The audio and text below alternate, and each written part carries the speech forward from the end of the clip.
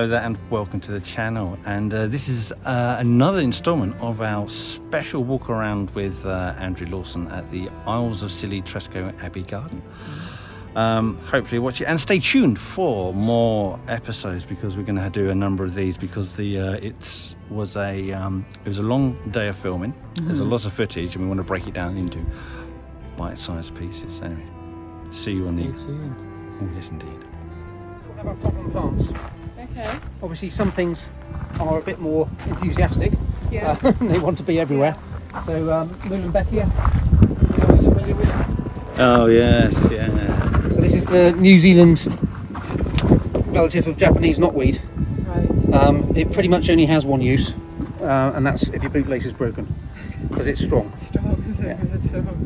Yeah. Just like wires, they belong to Japanese knotweed family. Oh my goodness. And occasionally gardens use it for like topiary over a bit of wire, you know, make it into the shape of a person or something like that. Yeah. But it's quite dangerous stuff, because once you introduce it, you're not going to get rid of it. So yeah, I would suggest everybody stays away from it. Yeah.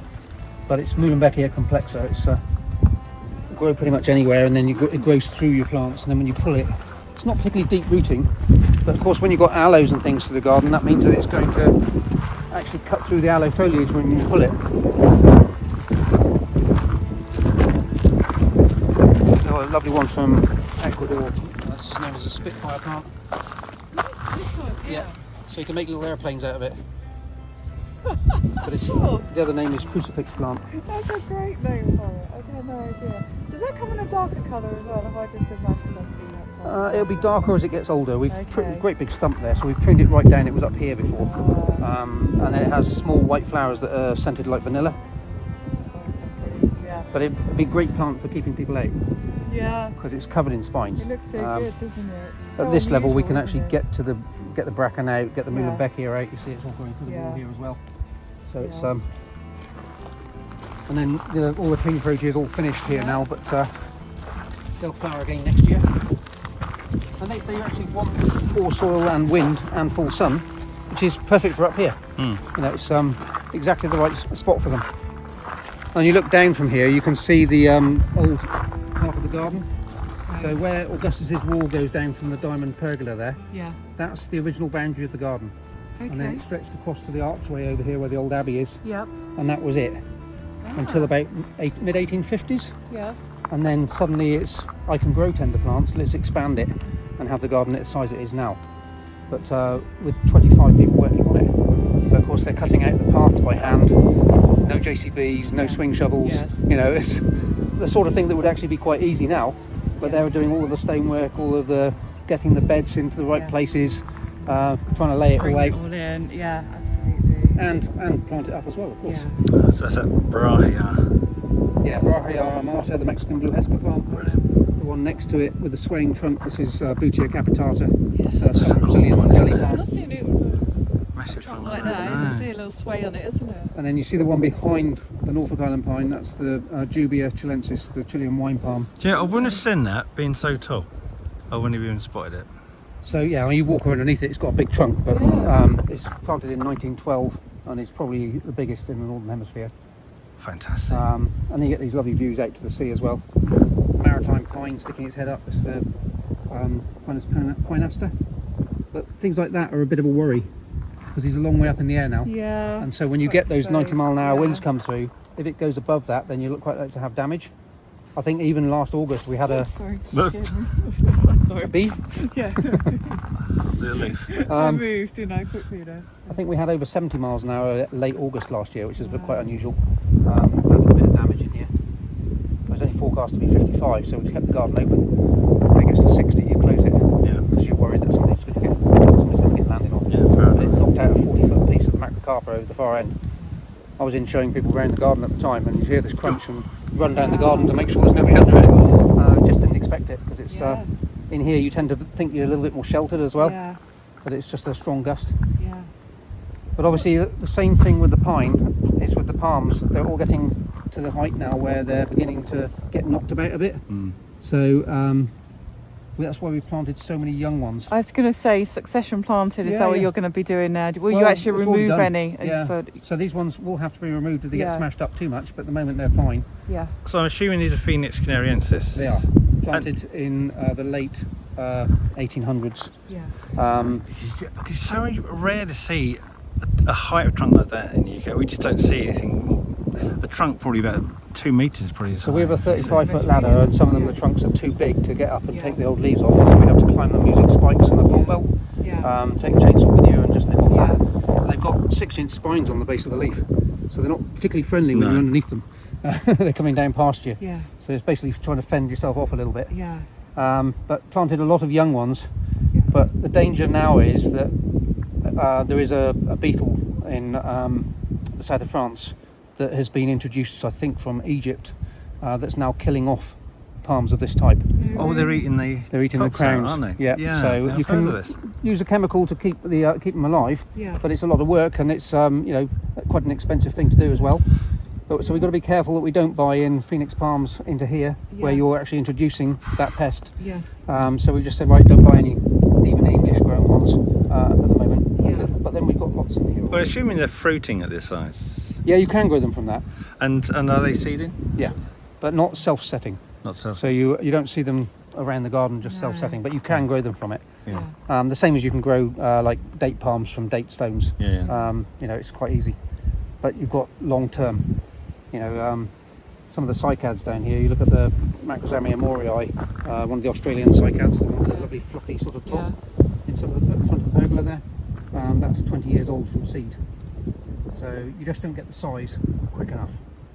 And that's why you would end up buying some of these things in, but you try and buy those English grown ones. It's interesting what you say. I mean, do you get most of your stock from? I suppose I'm thinking sort of ash dieback, where you've got restrictions on how you move trees. Sure, Enough to what you just said. It's really interesting. What you buy most of your stock from the Mediterranean, bring it, or you do sort of.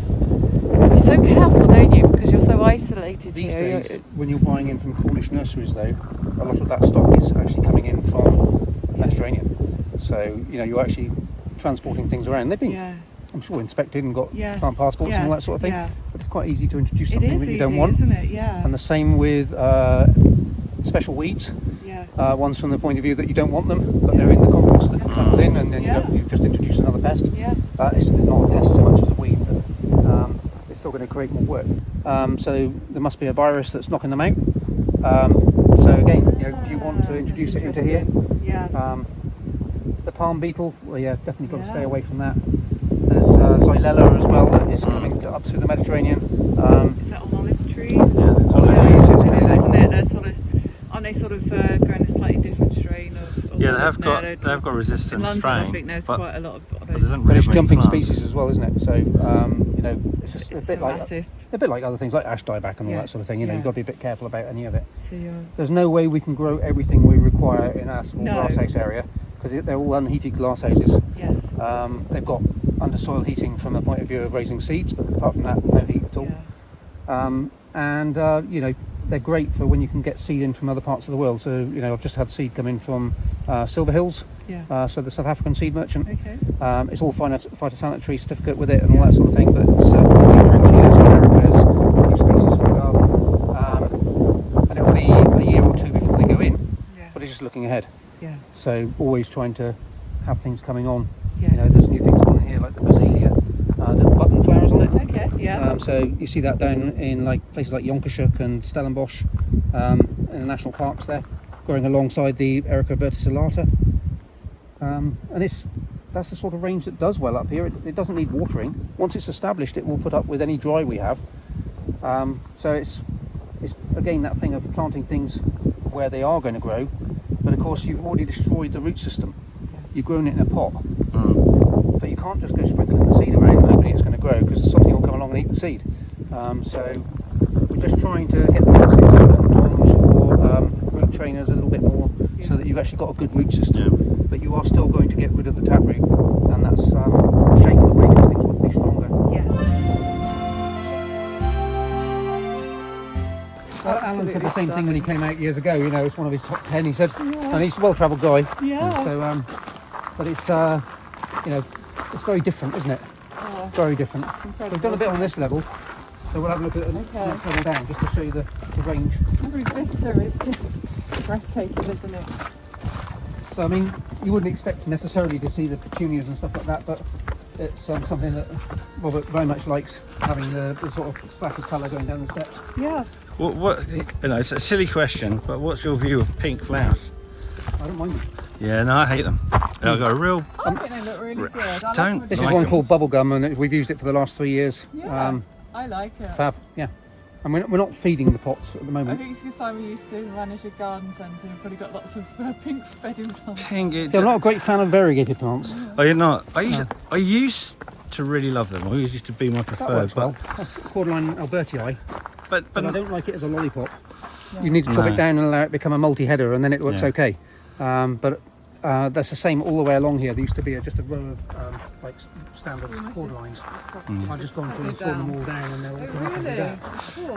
which is fine. It's much nicer, isn't Yeah, it? it is, yeah. See, I'm finding the variegation in plants Yeah. more manufactured, and I'm sort of more coming away from it. But that's, you know, people change it. There are some wonderful things like one of the New Zealand peppers. It used to be macropiper, I think it's now piper, and it has a yellow splash in the middle of the leaf. Yeah. And it's actually better than the normal green version of it. Yeah. But it's just a sport that happens Yeah. rather than something that's manufactured. It's so we lost the variegated one in the '87 frost, and then one of our green ones sent out a cutting, a sport on one branch, and then we rooted it up from that.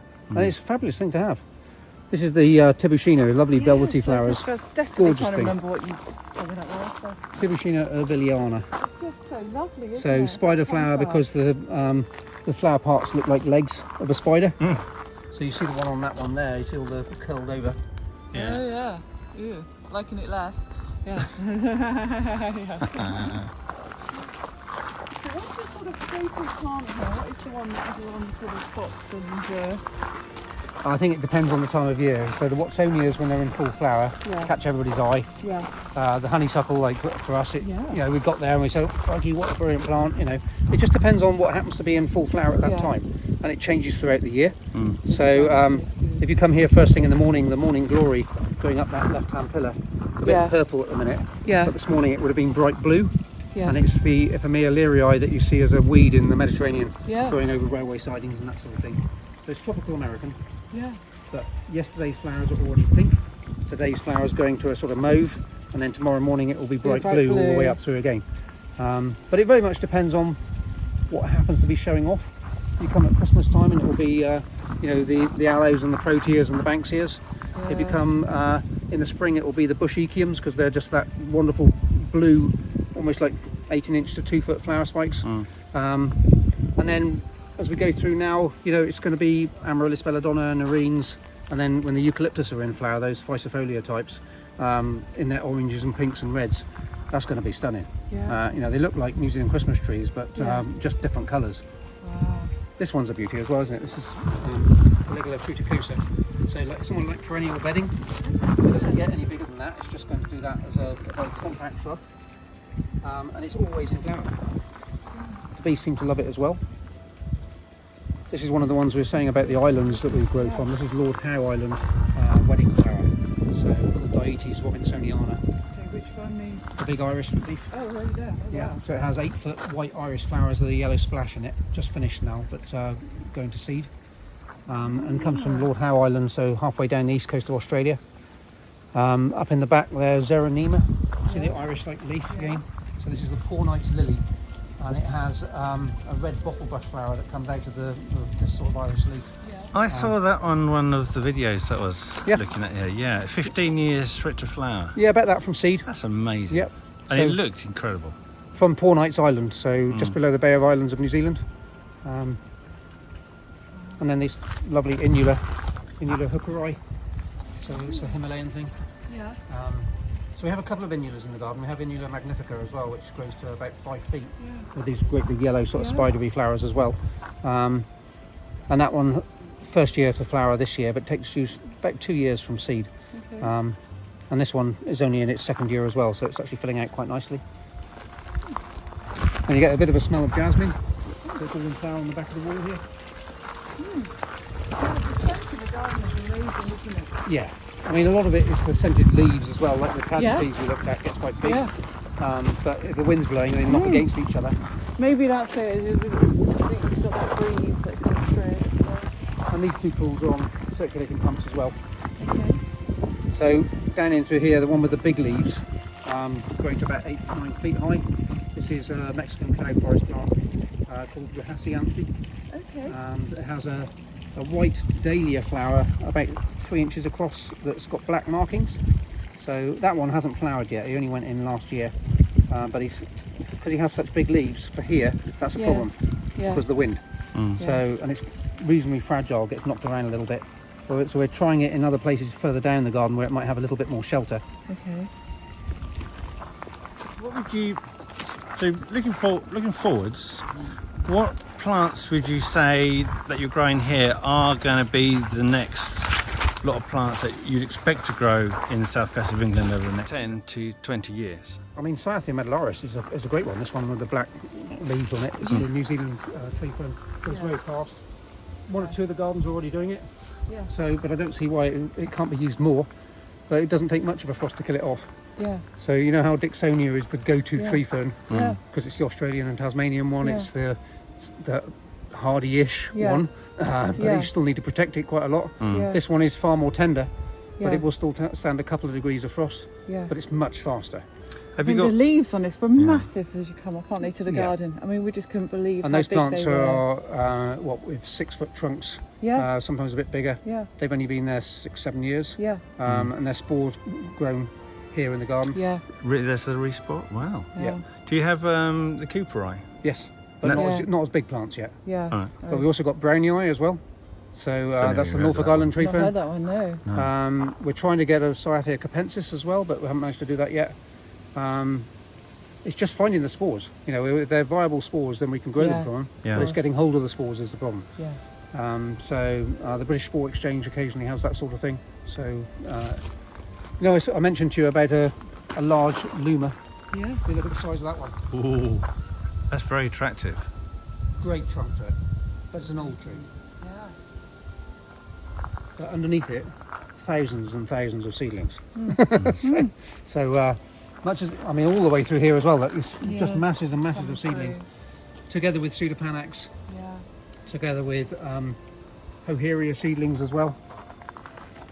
So, do you know Hoheria? I don't know. I'll show you in a moment. It's a lovely thing in that flower at the moment. This one's a Lingameta. So it comes from Three Kings Island, setting fruit here. It's very rare in the wild. There's only, I think, 12 plants left in the wild. No. So it's something that you know, we could collect the fruit and send them off to other botanic gardens, especially if they've got a large temperate glasshouse. It's a member of the Primula family, which seems a bit odd. Yeah. But Three Kings Island off the top of New Zealand. And then this one from down in South Africa, again, Primula family. It's known as Cape Beach. So I saw that first at Harold Porter's Botanic Garden down to the east of Cape Town. Yeah. And then we managed to get a little bit of seed of it, and it's done really well. Not growing for its flowers so much as its foliage. Yeah. But it'll gradually get bigger leaves and it'll grow to about 25 feet. So called Witania melanophlorios. And then in behind it, the Robinson Crusoe cabbage tree. Oh, great. The one with the orange dandelion flowers. Yeah. So we were saying about Robinson Crusoe and Alexander Selkirk. Yeah. So Robinson Crusoe is the fictional character, Alexander Selkirk, the real Robinson Crusoe, Okay. that's got wrecked on an island in the Juan Fernandez archipelago, and this is one of the plants that he fed off. So you could eat the leaves a bit like spinach. So I first saw that in the Chilean Botanic Gardens a few years ago now, and then eventually I managed to get hold of the seed on eBay. So it now seeds itself here. So I mean, it doesn't do it naturally, but we can collect it and grow it on from there. Yeah. And the very large Sonchus from La Gomera. This is like tree daisy, tree dandelion. Yes. So it's you pointed out yesterday, didn't you? You said, what is this? I was like, great. we have tortoises in there. I was like, oh, they'd love they'd that. love that. Yeah. Yeah, but I mean, it's nice to use a bit further down. this is Sonchus arboreus, so it is a tree dandelion, like a I've milk never thistle. seen anything like that before. So these weren't planted here. This is where this seed all drifts around and then just comes up forever. And it's a little bit of a worry But then it's going to be a big weed, so you'll be able to see it. Yeah. And the foliage is wonderful, and then when it's in flower, it's just large dandelion flowers over the top of it. So fab from that point of view. Yeah, I've never seen that before. So from here down is very much more capable of doing the tree ferns. Yes. Even though we've got them on this side as well. You see there's 3 or 4 planted through here. Because the foliage is so good, and when you look down through here and see the big ones, then you think, well, can't really have too many of those. No. Because they give you that exotic look straight away. A bit like the Nickel palms, you know, the ones with the big leaves that are falling off occasionally. They like this situation down here, so and they give you that exotic look to the garden. And you just don't see them very much elsewhere, unless you're in New Zealand. You know, and then you see them in the forest growing down there alongside each other. Wonderful albuca in flower here. This is one called Nelsonii. So this one here. Yeah, with the white and green. Okay. So it's these are seed grown 18 months ago, and they're already bulked up to being quite big. Wow. We saw them in Kirstenbosch, the garden in Cape Town. And then managed to get the seed from Silver Hills and grew some on. This is the second batch, and we're only talking like 5 years ago. And then the lovely Dianella tasmanica, so from Tasmania. It's got these wonderful blue flowers. Oh my goodness. Or blue fruits. It has a little blue and yellow flower first, and then this lovely fruits. It's very attractive. That's amazing. You want to put it somewhere where it's, I mean, it's reasonably tough, but it does walk, so it's actually stretched out through here quite well. Yes, it's starting to go, isn't it? But you see how it cools down immediately as soon as you come down into the shade. You're up in the heat of the top layers. Oh, the scent from that lily is lovely. Yeah, Lily Moratum is very good. It's bigger than that too, but quite a young one. There's a few other tree ferns being planted in here. Just see how they do, you know. We grew some of the Cyathea brownii. It's now changed to Spiropteris excelsa now. But it's a Norfolk Island tree fern. And we've got 1 or 2 that are doing really well. And you see if you push it a little bit too far, he's alive, but the top's gone. Because it's a tropical tree. So, yeah, not terribly happy. But just trying to push it a little bit too far, probably. Of course. There are clivias down through here as well, so you know, clivia, orange flowered, occasionally yellow. So we grow 4 different species, and I'm surprised you've got these outside. so we didn't try it until about 15 years ago. But they like it outside here, and they came through the beast from the east, that cold snow with a little bit of frost, no problem at all. Wow. Even as young plants. Might be worth a try. Yeah, that's Yeah, they want really dry shade interesting. really. So along the long walk at the far end, there's a whole mass of them planted in there. Now the ones up there are beginning to seed themselves, or set seed, so we're able to grow more. We've got about 150 coming on in the glasshouse at the minute. Only young at the minute, but give them 12 months, they'll be ready to go out. Originally, when we planted them up on the long walk, it was an experiment. They did well, so I wanted more. So I went to the nurseries in South Africa that grow clivias for flowers and said, you must have spare seed. Can you actually, send some to us? And the first nursery says no, the second nursery says no, the third one says, how many do you want? So well, a couple of hundred would be good. Well, you pay the postage, we'll send them to you. And that's where the bulk of ours came from. Wonderful. But it's just, again, using not exactly contacts, but using the people that you think might be able to help you out. And that's what it's all about. You can't, they're £12, maybe £15 a plant otherwise. So you just got to spend a bit of time in growing them on. We haven't got a budget that's limitless. No, I mean, they are stunning in flower. I've always liked them. You see 1 or 2 leaves dropped off. I'll show you the peach house as well, so you get an idea of what's coming on. Well, you see the same through here, the Nickel germinating in amongst the other bits. They weren't planted here, it's just where they're coming up. Maybe they were planted here. It was like it's very shady. But it is that thing of just deciding how many to leave in. Because if you look under that one, there's loads of seedlings all over the floor. But you can transplant them, of course, into pots and then push them out elsewhere. But this has become quite a nice little forested area. If you watch out for the little asclepias over here, one there. Well, I hope you enjoyed that instalment, and just keep your eyes peeled for when we publish the next instalments of our walk around Tresco Abbey Gardens with head gardener Andrew Lawson. And if you've got anything you'd like to add, put that in the comments. We would love to hear from you. Anyway, thank you for watching. We'll see you in the next video. Goodbye.